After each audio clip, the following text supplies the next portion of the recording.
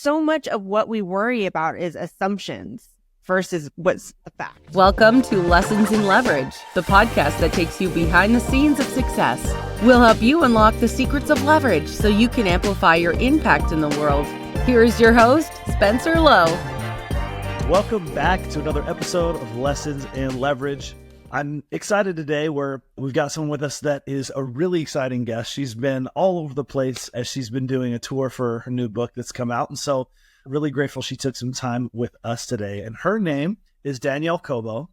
And Danielle's earned multiple accolades, including 4 consecutive National Sales Excellence Awards and the prestigious Region Manager of the Year title.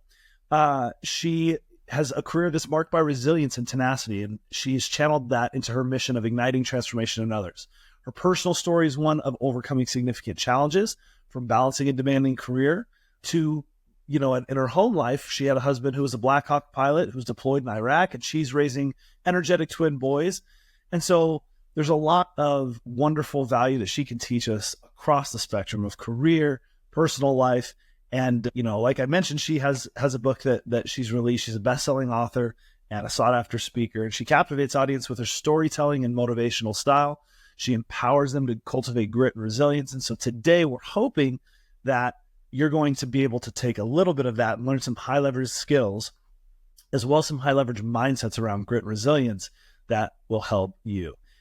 She has a bachelor's degree in communication with a minor in psychology from California State University of Fullerton. And she has certifications in inclusive and ethical leadership, DISC human behavior, and leadership. So a bit of a longer intro, but Danielle, thanks for being here. And as you come in and jump into the show, I always like to start with something interesting. Tell us about your trucks. So my truck is something that most people do not anticipate when they see me pull up into the driveway. In fact, I was the other day, my husband and I had driven somewhere, and he needed to meet a coworker, and he jumped in that person's car, and I jumped in his car, and his coworker looked at him and said, are you sure with her okay driving this thing? And the story behind it is I drive a 6-inch lifted Tahoe on 35s. My husband's truck is an F-250 4x4 8-inch lift on 38s. And that's actually my grocery getter. That's where I go grocery shopping in. It's my preferred vehicle for grabbing groceries because it's right up to where my waist is. I don't actually have to bend down to put groceries in. But it's always funny because when people see me come out of the truck, it's like blonde hair, blue eyes, 6-inch heels, driving a big lifted truck. And it's just the facial reactions that I get from people is always entertaining. And then, of course, I always get asked the question, like, is that your truck? Even if it's my Tahoe that I drive that's 6-inch lifted. 6-inch heels and a 6-inch lift. That's quite a combo. I love it. I've got a not as lifted truck, and I think trucks are a blast, but it's funny how we do kind of stereotype when we put people in boxes and we think, you see that huge truck, you have a certain expectation, and it's fun to be able to break out of those and challenge what people are expecting a little bit. Definitely is. Awesome. Well, take us back to, it sounds like obviously you've got a lot of life experience, but for you, I think things really started to catalyze around your career in medical device sales and taking over a team, really shifting the culture of that team and driving some high performance there. Take me back to what was going on there in your career and what made that such a sort of catalyzing event in your life. So I always knew I wanted to be in sales. I just had this entrepreneurial type spirit at a very early age. When I was 7 years old, I would go up with my mom and my stepdad, and we would go up to the hills of Saddleback Mountains in Southern California. We'd pick down mistletoe, and I would bundle them up with red velvet ribbons, and I would sell them outside the grocery store to earn money to buy presents for my siblings. So that entrepreneurial spirit was was really in me at an early age. And I saw my mom rise up the corporate ladder in pharmaceutical sales. So I knew I wanted to pursue a similar career path as what she did.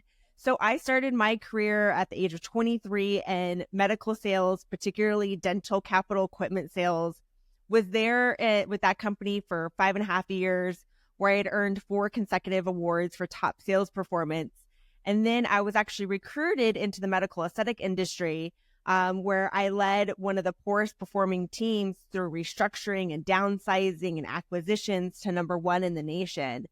And I believe that working in a leadership role with a company that was always going through shifting and changes really helped me build resiliency, because when you're going through a layoff one year and then the next year you're acquiring a company and then the next year you're launching 3 new products, you really have to be very adaptable and resilient in being able to connect with your team and building a culture that's able to get through the shifts and the highs and the lows.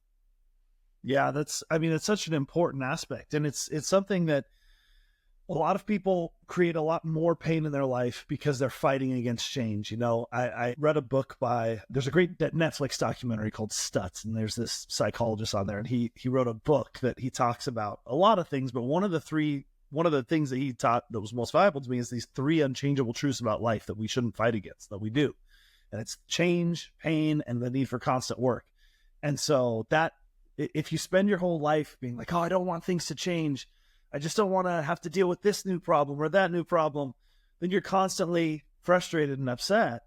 And so, it sounds like you were able to look at those changes and find the opportunity in them.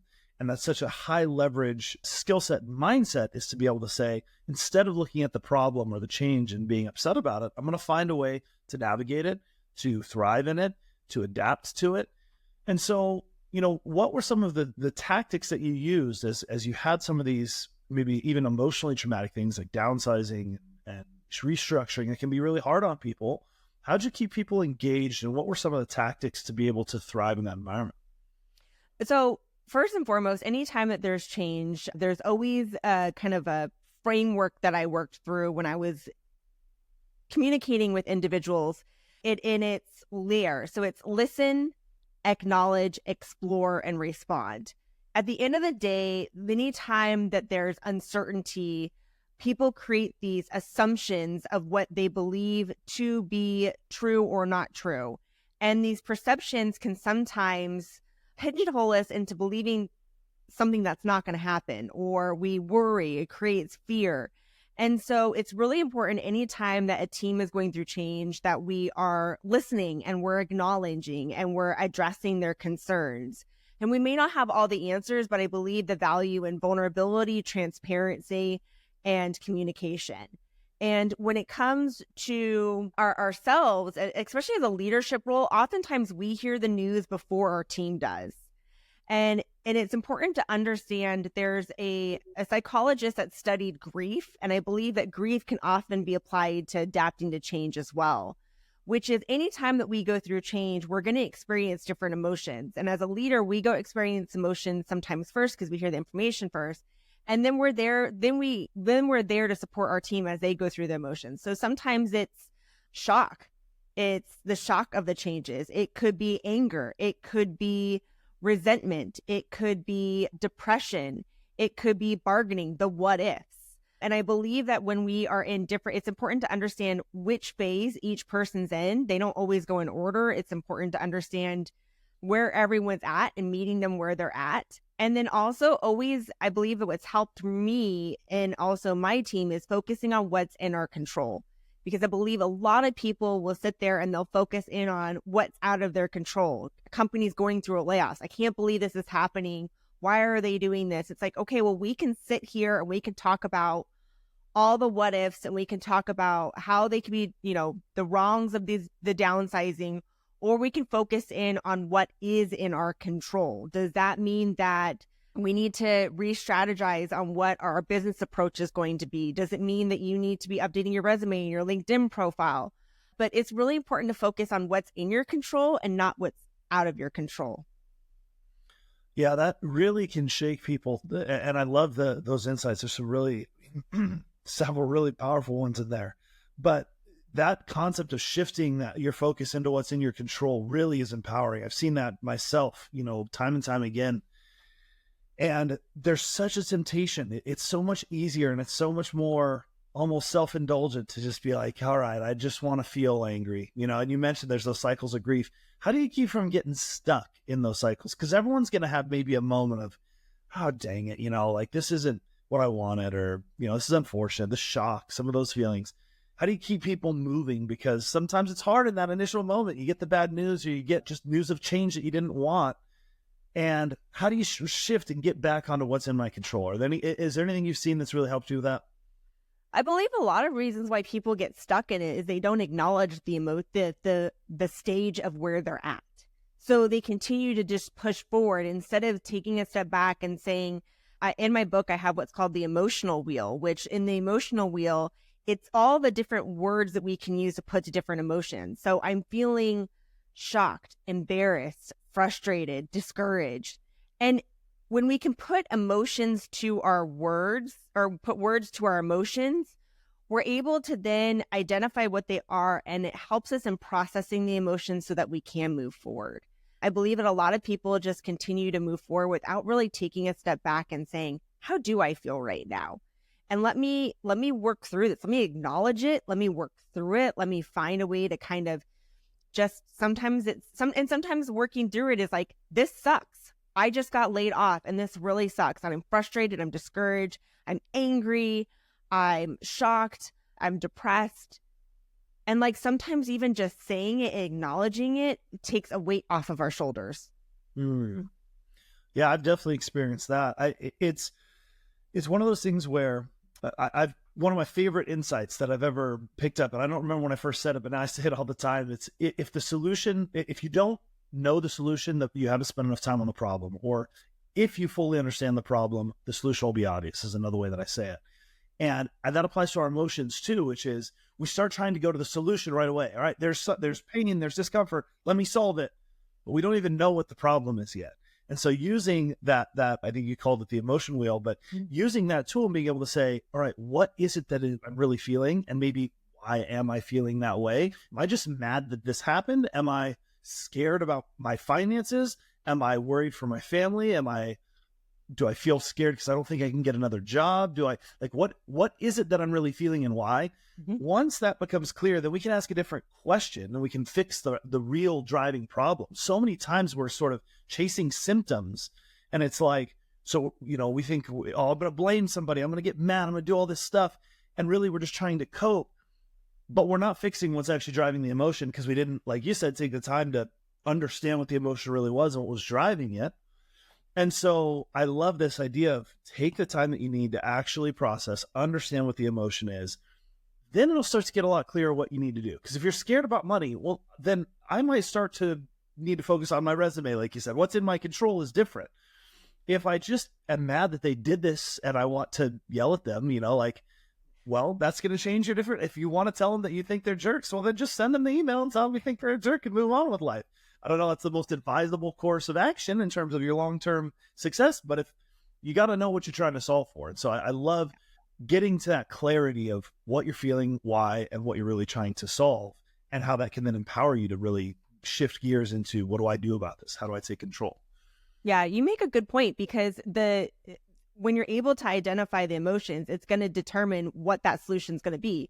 So if I'm angry, maybe going to an axe throwing type atmosphere where I can just let my anger out with throwing axes might be beneficial. If it is I'm depressed, well, then maybe it's going and seeking a counselor. If I am scared of finances, maybe it's taking the time to meet with a financial advisor or to sit down and go through finances. If it is I am discouraged, then maybe it's investing in a career coach and updating the LinkedIn profile. But you're right. If you understand how you're feeling and what the emotions are, then you're able to really hone in on what solution is going to make you feel better at that moment. And it may be different. Yeah. And another really powerful concept that you had in that big block of value that you just gave us that I wanted to draw back on is just this idea of kind of the assumptions that are hiding, this idea that we have these assumptions about things that are unspoken and that are kind of getting in our way. How do you have any tactics in the book, or have you run into any tactics that help people uncover those assumptions so that they can get eyes on them and actually confront them or change them, and they're not just kind of getting blindsided by them? When I'm working with clients, I actually have a client right now who's kind of going through a discouraging period right now where there's someone it's a toxic workplace. And so a lot of what's consuming, and I say right now that this toxic person is living rent free in this individual's mind, is what I say, because it's the consuming thoughts.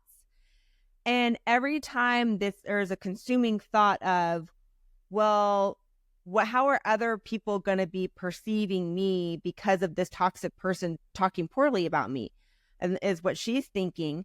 And I said, well, that's an assuming that they are, is it fact or is it an assumption that this individual is talking poorly about you to other people? And just asking that question, is it an assumption or is it a fact?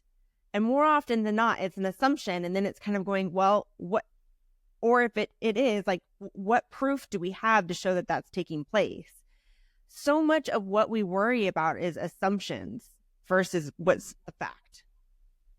That's such a powerful insight. So much of what we worry about is assumptions. It's this like game where we are creating and going back and forth against ourselves. We're our own enemy. And we pretend it's someone else. We pretend it's, what someone else is saying or what other people are believing. But like you said, because we haven't validated that any of that's real in the first place, we're really just fighting ourselves. And so we're playing both sides. We're saying the bad things about us. We're saying the good things. We're, creating this whole fictional scenario and then not making any progress. And so I love this idea of trying to label it. That's an assumption. That's not a fact. I think that really helps shine a light on it. Well, tell me a little bit about, for you, what was it that drove this passion about grit? So obviously we've started with some of this stuff on the professional side. Grit is a key element of sales. I mean, you can't be in sales and not learn to be emotionally resilient. I mean, well, you could, but it'd be a pretty unhappy life because you face a lot of rejection constantly. You have to constantly, any sales is a game in constantly facing rejection and continuing and finding the people that actually need your solution, being able to help them. And so, I think professionally, it makes a lot of sense that to get to where you've gotten and to achieve what you've achieved, you would need to develop that. How did you see this play out in your personal life? I saw it play out very early on in my life. So grit, defined by Angela Duckworth, who has done a lot of research on grit, really did her thesis when she was going through her doctorate program on grit, is how she defines it as passion and perseverance towards long-term goals. And for me, I believe that my grit came on early on in life. And that was because I was raised by a single mother. And I really saw her go from her and I having nothing. I was raised, she was going to school full time. She was serving as a cocktail waitress. I was 5 years old and she was a single mom.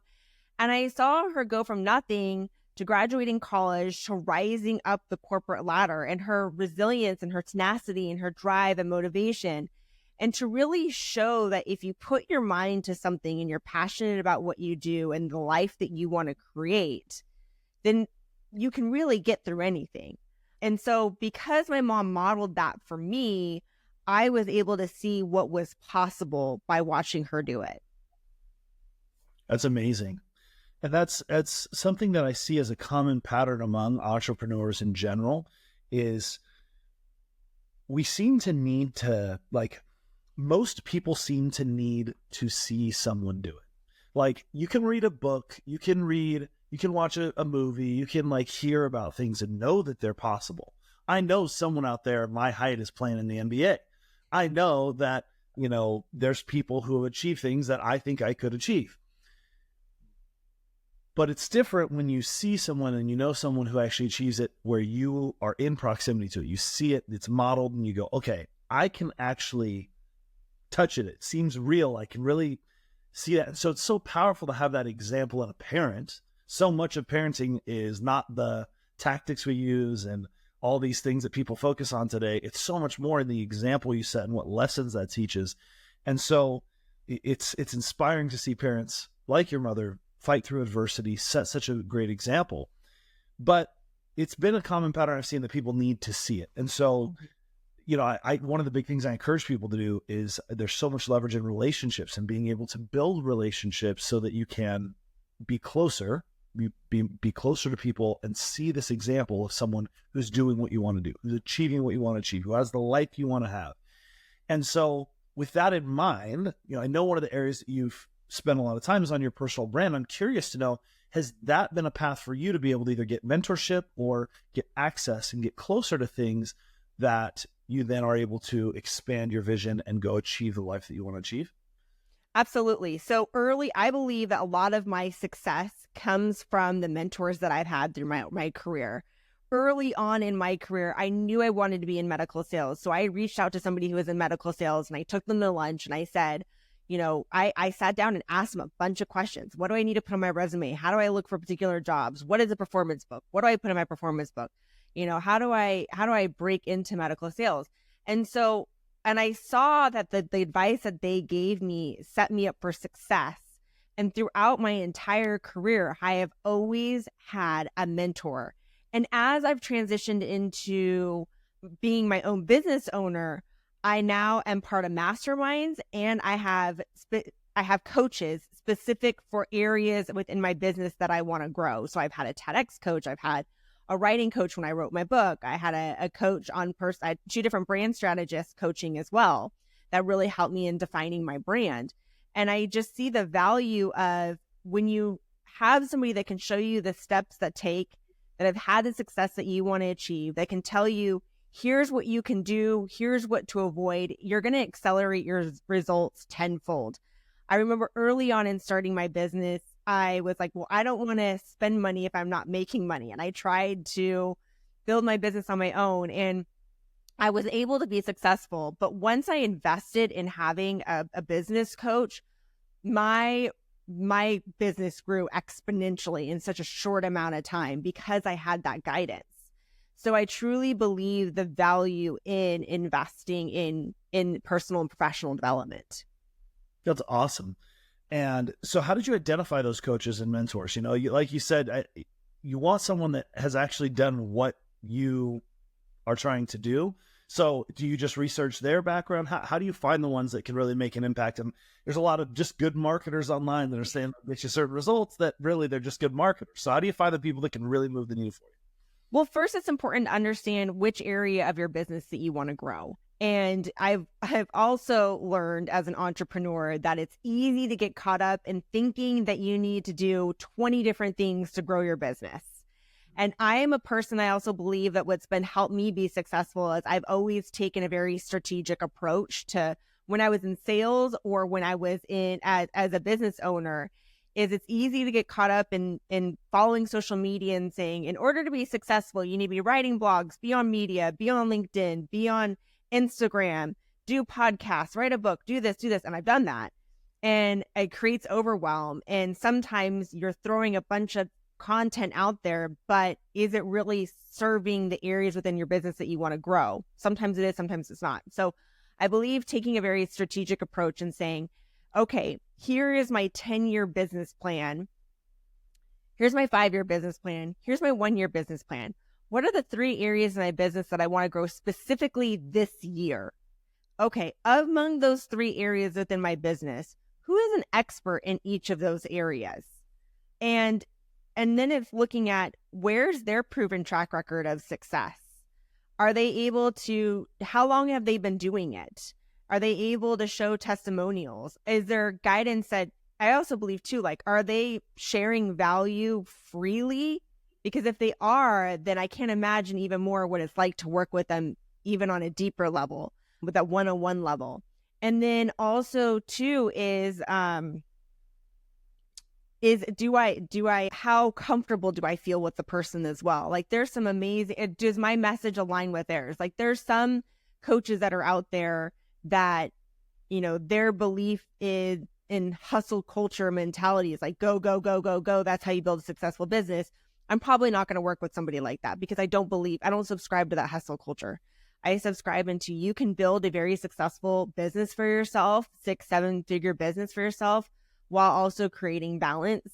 And I want somebody that's going to be honest and transparent and can peel back the onion and say, hey, this is what's going on behind the scenes. I think there's a lot of coaches out there that say you can do this, but they're not showing the back end of their business of like how many people are supporting their business, what have been their failures. I want somebody to be honest and truthful about their business.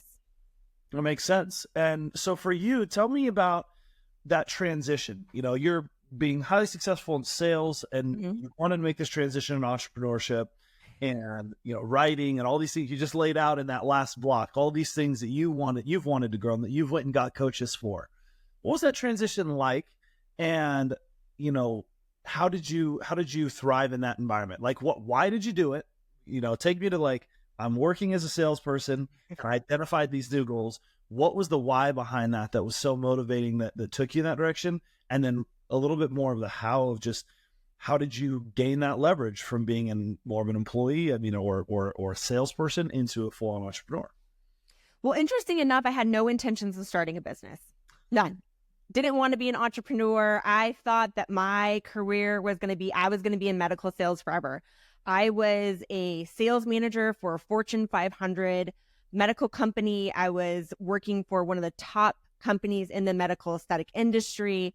I loved my job. It was 6-figure income or salary, 6-figure commission, stock options, company car. I mean, I had everything.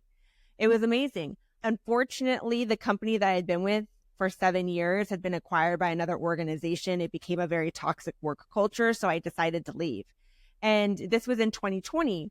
And as I left the company, I knew that if I wanted to look for a new job, that I really needed to stand out in a very saturated market. At the time, it was during COVID and a lot of people were being laid off. And my industry that I work in is highly competitive. I would say more often than not, each online job posting receives anywhere between 700 and 1,000 resumes per job posting. And so I knew that if I needed to stand out in a saturated market, I needed to invest in my personal brand. And I've always believed that your personal brand, like the secret sauce to your personal brand, is how you show up online and how you show up in person. What I mean by in person is when you leave the room, how do people feel about you when you leave the room? What's like their first initial reaction and what's the lasting impression about you? And I knew that, LinkedIn is one of those platforms that initially started as a job search platform, but it has grown exponentially in the world. In fact, I believe that every entrepreneur should be on LinkedIn because it's how I've grown my business. So I started to go on LinkedIn and I just started to show up and share valuable insight. Sometimes it was motivational quotes, inspiring quotes. Sometimes it was, hey, here's some advice on what it's like to be in medical sales. Here's some advice from the perspective of a hiring manager. And as I started to build my personal brand on LinkedIn, not only were job opportunities coming to me, but people started to reach out to me and saying, can I hire you to do interview coaching? Can I hire you to help me write my resume? Can I hire you to help me with sales techniques? They knew my background. And so I started to just coach people. People started to hire me in this coaching. And then as I started to build my brand, then people started to reach out to me and say, hey, I see that you've been able to transition out of corporate and like start a speaking and a business coaching business. I'd like to do the same. Will you coach me on how to do it? So number one, and first and foremost, I would say it started by me just showing up, adding value, investing in my personal brand. And during the course of the past 4 years of owning my business, I have invested tens of thousands of dollars in coaches, LinkedIn learning courses, attending conferences. I have been a student of the trade. And so I believe that has what's been really led to the success of where I'm at now. But I've always believed whether you're in corporate or whether you are an entrepreneur, if you invest in your personal brand and you invest in that, what happens is you create the know, like, and trust factor where people want to work with you because they know you, they like you, and they trust you because you consistently show up online. Yeah, that's awesome. And I think there's some great examples of people building entire businesses out of that online presence. And so that's such a cool way to get into entrepreneurship, because you essentially built media leverage and communication, leverage to be able to mass distribute value. And then that just brought inbound leads to you for a business that you didn't even know you wanted. That's a very exciting way to build a business. That's very low risk for people who aren't sure whether or not they want to start a business. If they go build that personal brand, then that starts to open doors, and you can do that on the side. You can start delivering that content and showing up online without quitting your job or putting everything at risk. So I love that as an entryway. One last thing that I wanted to dive into before we let you go is, team leadership. I know that we mentioned early on this idea of turning around a low performing team. What goes into that? Because we have plenty of entrepreneurs that listen to our show, and leaders and managers. And so, what are some of the tactics you've seen if someone is facing poor performing teams? What would you boil down kind of the key ingredients to helping that team elevate their performance the way that you did with your sales team? First and foremost is understand each person's why. Why do they get up in the morning? What are they motivated by? What's important to them? It's not the same. I believe that a lot of managers, I see it especially in sales, a lot of top performing sales professionals, they get into leadership and they go, well, I want to be in leadership because I want to show people how to be successful. And they teach them the way that they were successful without truly understanding that each individual person is completely different and their motivations are different and how they approach their business is very different. And so when I am leading any team, the first thing that I do is I do a lot of personality assessments, whether it's DISC, I go through languages of appreciation in the workplace. I sit down, I get to know them, what inspired them to do what they're currently doing now in the role that they're in? Why do they wake up in the morning each day? When they do get that bonus at the end of the year, how do they plan on spending it? I believe it's really important to understand each individual person. And then how does their motivations align with the company's goals or the vision of the future of the company? And to really ensure that any changes that are taking place in the organization, communicating how it's going to benefit each individual person. A lot of times companies will say, oh, here's the changes that we're making and this is just how it is. But how is it going to impact that individual? That's what they care about. At the end of the day, we're all kind of selfish. We want to know how is it going to impact us. That's what's most important. Yeah. What does it mean to me? And then how does it help me get what I want? And that's the tricky thing about leadership and management in general is, like you said, not everybody wants the same things. But one of those hidden assumptions that we make that can blind us is this idea that everyone wants what I want. Everyone sees the world the way I see the world. Everyone values what I value. And, their dream life is my dream life. And turns out that's not the case. And so that's tricky because if you're really motivated by earning more money and you go sell that to someone who's really motivated by spending a lot more of their free time with their family or going and doing fun things in their personal time, that's not going to resonate, and in fact, it might turn them off. It might actually make them less motivated to be like, man, I'm at the wrong place. I'm getting the wrong thing. They're giving me, what they have to offer is not really what I'm after. I'm looking for more freedom. I'm looking for more flexibility. And they just want me to be in the career ladder perpetually trying to move up and make more money. And I just want to do a good job and go home. It's that those types of dynamics can be really tricky. And so there's no substitute for getting to know your people. And I think that is such a valuable lesson that you're giving the audience because so many new managers or managers in general don't take the time to get to know their people. Don't build the personal relationship. Don't learn, they don't see how that's not professional to ask them what they're going to do in their personal time or what they care about or how they view the world.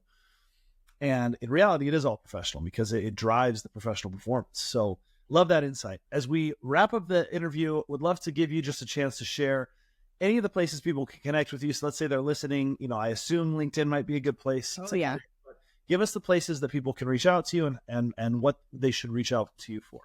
I am on every social media platform, so easy to find, but LinkedIn is definitely the platform that I enjoy the most. And the areas that I focus on specifically for entrepreneurs, speakers, coaches, and consultants is how to build an effective brand on LinkedIn so that you are organically growing your business through organic lead generation. And that you are showing up and adding value so that you're attracting the right type of clients that you want to work with. That's awesome. So we will post all of her links in the show notes. Feel free to check her out there. Danielle, thank you so much for coming and being on the show. Thank you. Hey, before you go, I have a small request. Our mission is to empower as many people as possible to maximize their potential through the power of leverage. Could you help us in this mission by leaving a review on iTunes, Spotify, or YouTube? And if you know just one person who would benefit from today's episode, would you please share it with them? Your support means the world to us, and we are thrilled to have you in the community. Thank you for being a part of our journey and helping us grow. You can find show notes for today's show and past shows at lessonsinleverage.com. which also has links to connect with me personally and connect with our various podcast channels across your favorite social networks. A big thanks to Solve.cloud, who sponsored this episode. They're a group of expert consultants that help SaaS and financial services companies to implement, optimize, and manage Salesforce.com. They can help you with custom integration solutions and are helping customers to implement some of the most important generative AI technologies. You can find them at solved.cloud. That's SOLVD.cloud is the URL. Thanks again, and we'll talk soon.